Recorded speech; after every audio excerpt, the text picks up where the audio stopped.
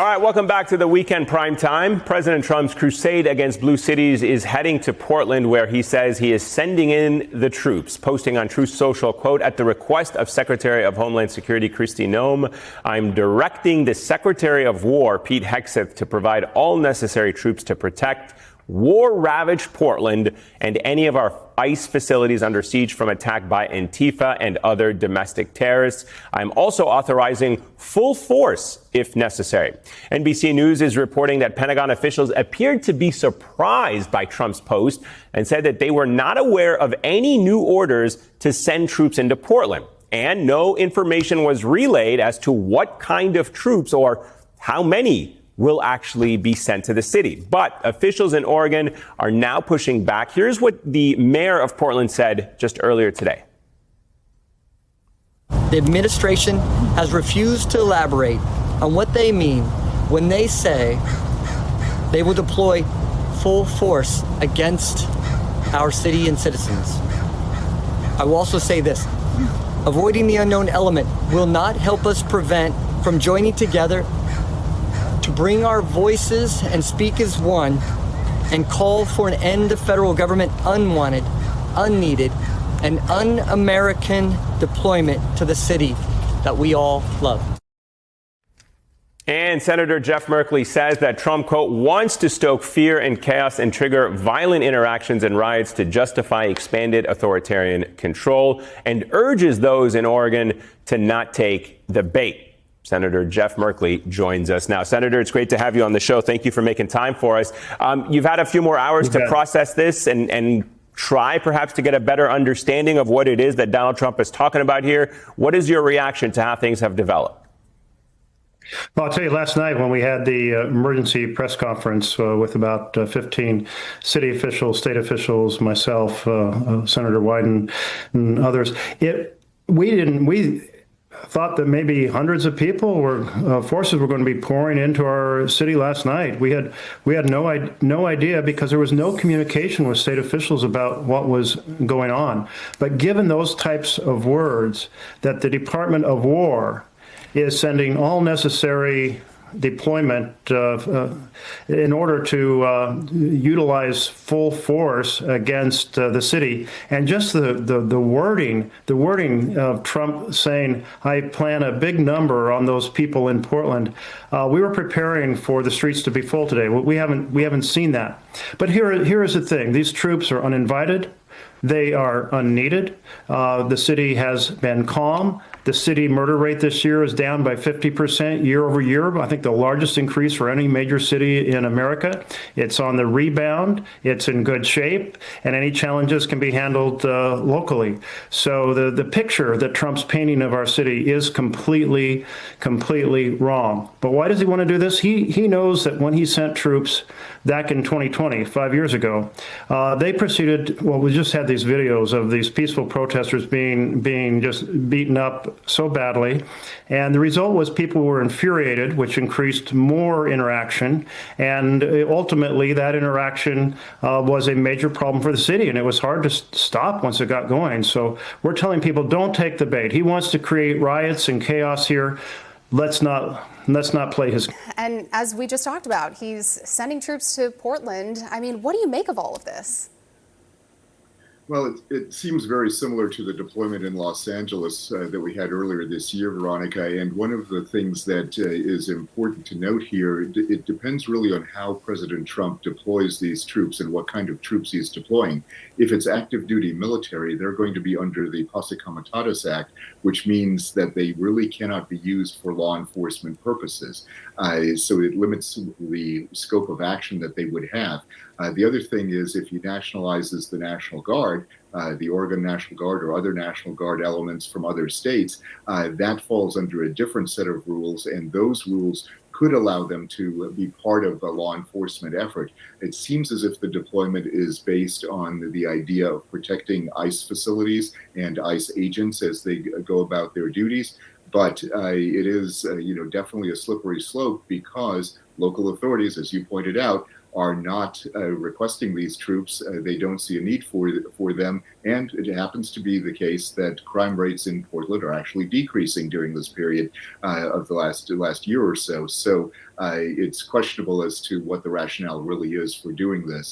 Was a major problem for the city, and it was hard to stop once it got going. So we're telling people, don't take the bait. He wants to create riots and chaos here. Let's not play his game. Senator, so we saw that in Los Angeles, he sent troops and it was deemed to be illegal. We saw that in Chicago, they were able to push back in a way that made him lose interest in going into Chicago, at least for now. Are there lessons you can learn from these two situations that can help you in your state? You know, absolutely. And the law that applies here is from post-Reconstruction, and it's called posse comitatus. And it says you can't use federal troops to police around the United States. And initially it was a pushback on Reconstruction, as I mentioned, and the troops were used to ensure people had the opportunity to vote. But it came to be viewed as a way to make sure that as you get a stronger and stronger military, no president ever uses that military to assert authoritarian control over the country. They're here to defend our country from outside forces.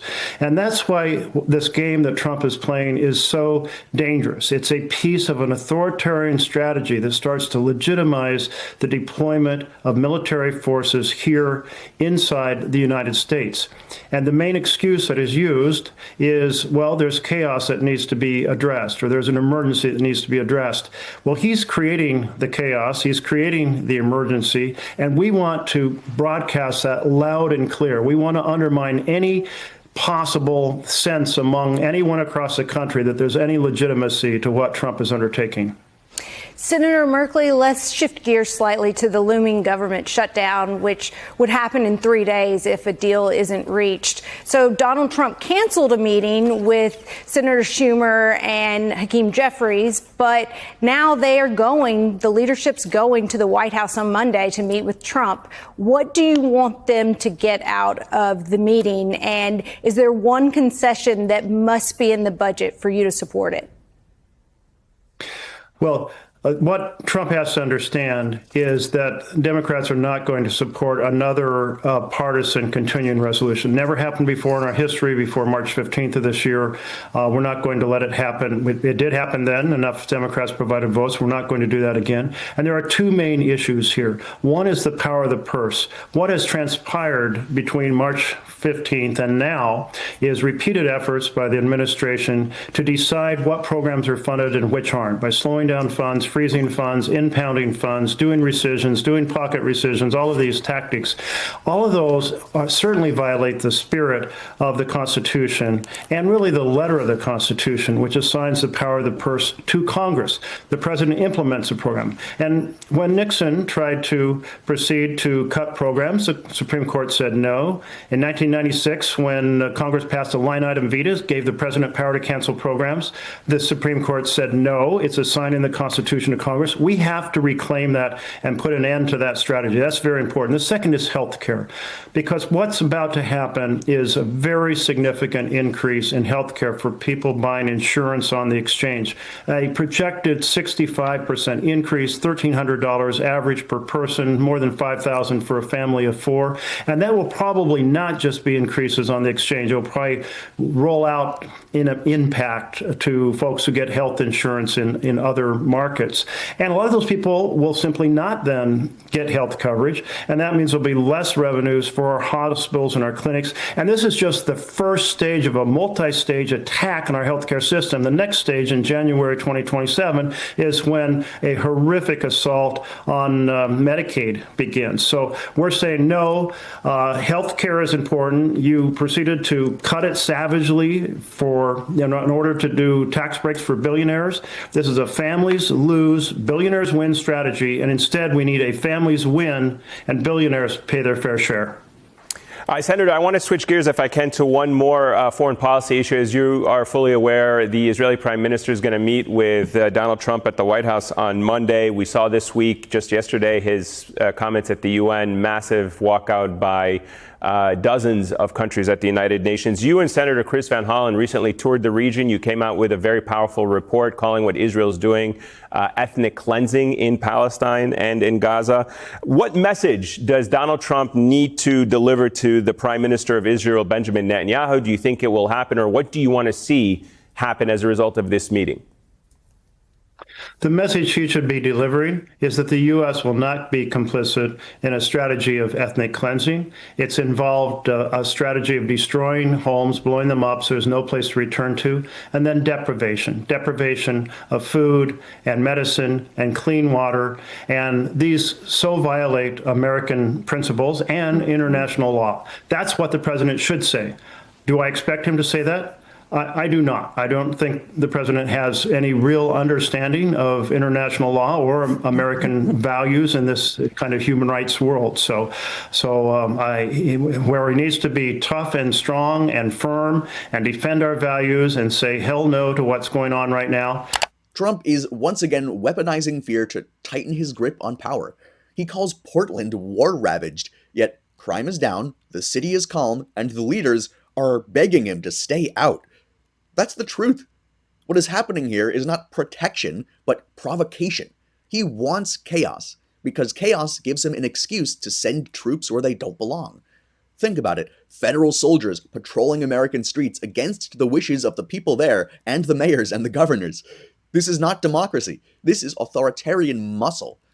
Trump is busy playing commander-in-chief of a domestic war that doesn't exist. Real global threats are being ignored for this. Generals are pulled from their posts to attend his political rallies. You need to see the pattern here. This is not about safety. This is control. When a president treats cities like battlegrounds and fellow citizens like internal enemies, the system is bent toward dictatorship. Don't be fooled by the rhetoric of law and order. This is Trump manufacturing emergencies to justify abusing military power.